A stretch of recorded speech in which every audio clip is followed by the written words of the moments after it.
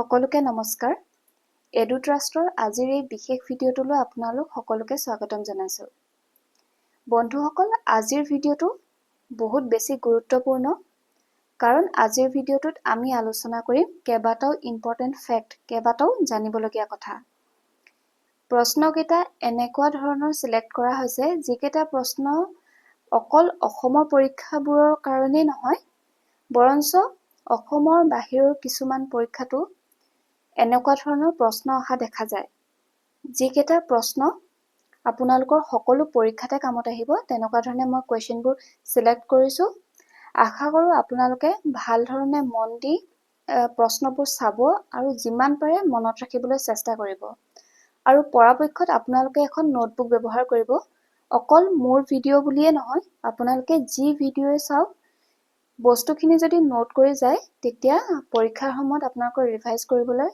বহুত বেছি সুবিধা হ'ব কাৰণ বাৰে প্ৰতি ভিডিঅ' চাই থকাটো সম্ভৱ নহয় কাৰোৰে কাৰণে সম্ভৱ নহয় গতিকে আপোনালোকে এখন নোটবুক লওক ধুনীয়াকৈ নোট কৰি যাওক আৰু ফ্যাক্টবোৰ মনত ৰাখক এতিয়া আহক ভিডিঅ'টো আৰম্ভ কৰোঁ আজিৰ first question Which is the highest producer of tin in India ভাৰতৰ কোন ৰাজ্যত সৰ্বোচ্চ টিন উৎপাদন হয় অপচন কেটা হৈছে ছত্তীশগড় গুজৰাট দিল্লী আৰু মহাৰাষ্ট্ৰ এই অপচন কেটাৰ ভিতৰত শুদ্ধ অপচনটো হৈছে অপচন এ ছত্তীশগড়ত ভাৰতৰ ভিতৰতে সৰ্বোচ্চ টিন উৎপাদন হয় next question Where the Siachen Glacier is located Siachen হিমবাহ ক'ত অৱস্থিত অপচন কেটা হৈছে পাটকাই ৰেঞ্জ মাউণ্ট এভাৰেষ্ট সি টো হৈছে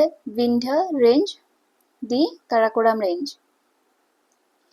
এই অপচন কেটাৰ ভিতৰত শুদ্ধ অপচনটো হৈছে অপচন ডি কাৰাকোৰাম ৰেঞ্জত বা কাৰাকোৰাম পৰ্বতমালা সিয়াচেন হিমবাহটো অৱস্থিত নেক্সট কোৱেশ্চন এই কোৱেশ্চনটো অলপ বেছি ইম্পৰ্টেন্ট কোৱেশ্চনটো চাই লওঁ আহক Which river divides West Bengal and Assam কোনখন নদীয়ে পশ্চিম বংগ আৰু অসমক ভাগ কৰিছে অপচন কেটা হৈছে Sankosh river Godavari river Brahmaputra river নে গংগা ৰিভাৰ এই অপচনসমূহৰ ভিতৰত শুদ্ধ অপচনটো হৈছে অপচন এ সংকোষ নদীয়ে পশ্চিম বংগ আৰু অসমক ভাগ কৰিছে মনত ৰাখিব এই কোৱেশ্চনটো বহুত বেছি ইম্পৰ্টেন্ট এতিয়া আহক next question The confluence of Bhagirathi and Alakananda is located Bhagirathi আৰু অলকানন্দা ক'ত মিলিত হৈছে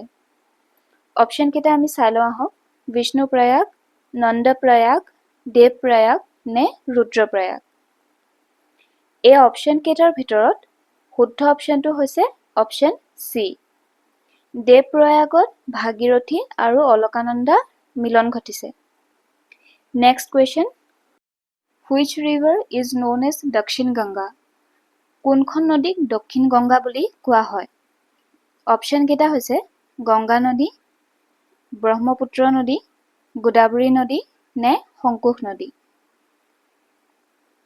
শুদ্ধ অপচনটো হৈছে অপচন সি গোদাবৰী নদীক দক্ষিণ গংগা বুলিও কোৱা হয় এইটো প্ৰশ্নকে কেতিয়াবা বেলেগ ধৰণেও দিব পাৰে যেনে দক্ষিণ ভাৰতৰ আটাইতকৈ দীঘল নদী কোনখন সেই বুলি যদি প্ৰশ্নত আহে আপোনালোক কনফিউজ নহব তেতিয়া আপোনালোকে লিখিব লাগিব গোদাবৰী নদীখন হৈছে দক্ষিণ ভাৰতৰ আটাইতকৈ দীঘল নদী আৰু সেইবাবে গোদাবৰী নদীক কোৱা হয় দক্ষিণ গংগা বুলি মনত ৰাখিব আপোনালোকে এতিয়া আহক নেক্সট কোৱেশ্চনটো চাওঁ Which of the following is the oldest mountain range তলত উল্লেখিত কোনটো আটাইতকৈ পুৰণি পৰ্বতমালা অপচনবোৰ মই পঢ়ি দিছো হিমালয়ান ৰেঞ্জ বা হিমালয় পৰ্বতমালা বিন্ধ্য পৰ্বতমালা আৰাৱলী পৰ্বতমালা নে ওপৰৰ এটাও নহয় এই অপচনসমূহৰ ভিতৰত শুদ্ধ অপচনটো হৈছে অপচন সি আৰাৱলী ৰেঞ্জ বা আৰাৱলী পৰ্বতমালাক আটাইতকৈ পুৰণি পৰ্বতমালা বুলি আমি জানো ঠিক আছে next question Which of the following state has the largest forest cover in India 2024? তলত উল্লেখিত কোনখন ৰাজ্য আটাইতকৈ বেছি বনাঞ্চলেৰে আবৃত হৈ আছে? অপশ্যন কেইটা হৈছে মধ্যপ্ৰদেশ, মহাৰাষ্ট্ৰ, নাগালেণ্ড, ছত্তীশগড়। এই অপশ্যনসমূহৰ ভিতৰত শুদ্ধ অপশ্যনটো হৈছে অপশ্যন এ, মধ্যপ্ৰদেশ।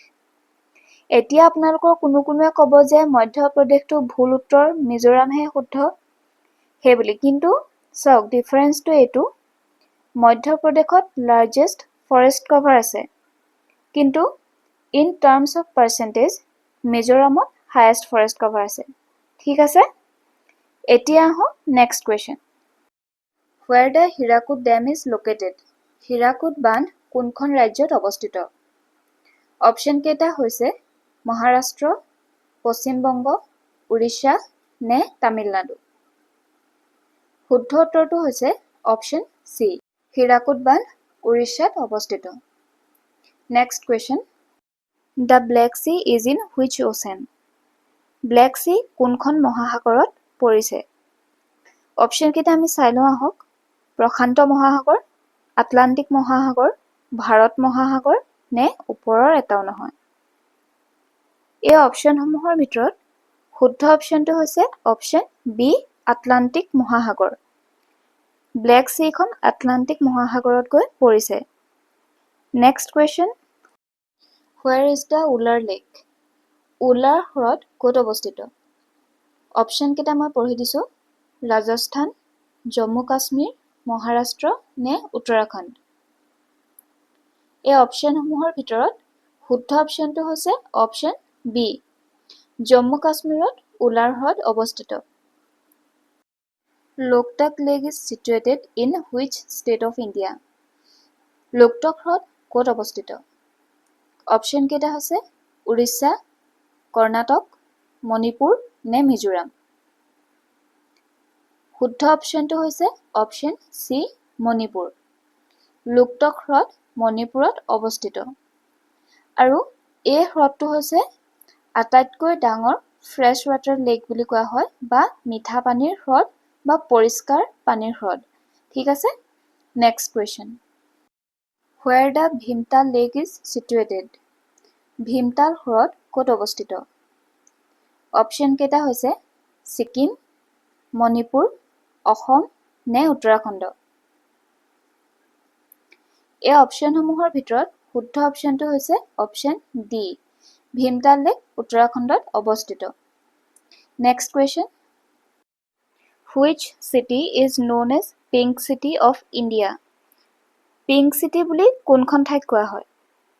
অপশ্যনবোৰ হৈছে জয়পুৰ, উদয়পুৰ, সম্বলপুৰ নে ওপৰৰ এটাও নহয়। এই অপশ্যনসমূহৰ ভিতৰত শুদ্ধ অপশ্যনটো হৈছে অপশ্যন এ, জয়পুৰ। জয়পুৰক পিংক চিটি অফ ইণ্ডিয়া বুলি কোৱা হয়। জয়পুৰ ক'ত অৱস্থিত সেইটো আপোনালোকে হয়তো জানে। জয়পুৰ অৱস্থিত ৰাজস্থানত, হয়নে? এতিয়া আহক next question. Which country is known as land of rising sun? উদিত সূৰ্যৰ দেশ বুলি কোনখন দেশক কোৱা হয়? অপশ্যনবোৰ হৈছে অষ্ট্ৰেলিয়া, আমেৰিকা, জাপান নে ওপৰৰ এটাও নহয়। শুদ্ধ উত্তৰটো হৈছে অপশ্যন চি, জাপান। আৰু প্ৰশ্নত যদি আপোনালোকক সোধে যে ভাৰতৰ ভিতৰত লেণ্ড অফ ৰাইজিং ছান বুলি কোনখন ৰাজ্যক কোৱা হয়, তেতিয়া আপোনালোকে লিখিব লাগিব অৰুণাচল প্ৰদেশ। ঠিক আছে, next question. Bhutan shares longest border with which state of India? ভূটানে ভাৰতৰ কোনখন ৰাজ্যৰ লগত আটাইতকৈ দীঘল সীমা ভাগ বতৰা কৰিছে? অপশ্যনসমূহ হৈছে উত্তৰাখণ্ড, অসম, পশ্চিম বংগ নে ওপৰৰ এটাও নহয়।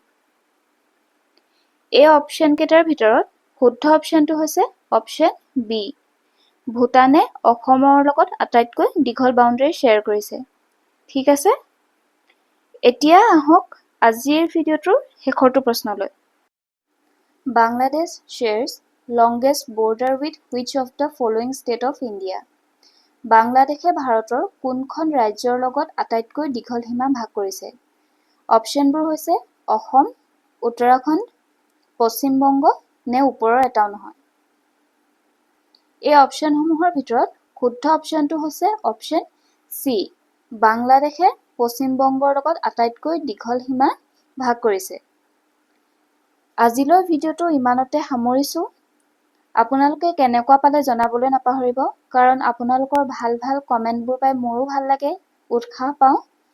গতিকে আপোনালোকে জনাবলৈ নাপাহৰিব। আজিলৈ ভিডিঅ'টো ইমানতে শেষ কৰিছোঁ। পুনৰ লগ পাম নেক্সট ভিডিঅ'ত। Thank U.